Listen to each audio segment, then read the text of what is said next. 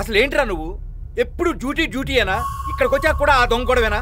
మనం వచ్చింది పెళ్లి చూపులుగా ఆ దొంగను పట్టుకోవడానిక? నీకేదైనా అయితే? మీరు ఊరుకోండి బాబాయ్.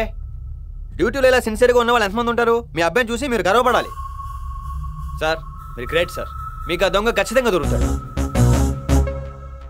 మీకున్న ఫైర్ చూస్తుంటే ఆ దొంగ దొరికినప్పుడు వాడికి ఉంటుంది నా సామి రంగా మామూలుగా ఉండదండి. సార్ మీరే వాడికి కరెక్ట్ పార్ట్నర్. ఆడు మీకు డెఫినెట్గా దొరుకుతాడు సార్. దొరకడు. దొరుకుతాడు. దొరకడు. దొరుకుతాడు బే పుట్టిన కొడక. దొరకడు బావా. చెప్తున్నానుగా దొరుకుతాడని. ఓ గోల్ దొబ్బుతావేంటి? ఏంటండి మధ్యలో మీ ఇంటర్ఫిరెన్స్ ఏంటి? మేము మా బావగారితో మాట్లాడుకున్నాం. బావా వాడు ఎదురుగా ఉన్నా కూడా దొరకడు బావా. దొరకడు బావా. బాబోయ్ మొత్తం నిండిపోయింది. హల్వా రే ఈ టెన్షన్ నేను తట్టుకోలేకపోతున్నాను రా. నువ్వు ఎప్పుడు ఎలా బిహేవ్ చేస్తావో తెలియటం లేదు. నీ నెక్స్ట్ ప్లాన్ ఏంటో చెప్తావురా? దొరికిపోదాం అనుకుంటున్నా. టెన్షన్ పడుకో, నేనంత సెల్ఫిష్ గాను. నలుగురికి పంచే టైపు. దొరికాక నీ పేరు చెప్పేస్తా. నీకు కూడా మంచి కిక్ ఉంటది. వెళ్ళేసి వచ్చేస్తానే. ఇప్పుడు ఏం చెయ్యాలి? పారిపో.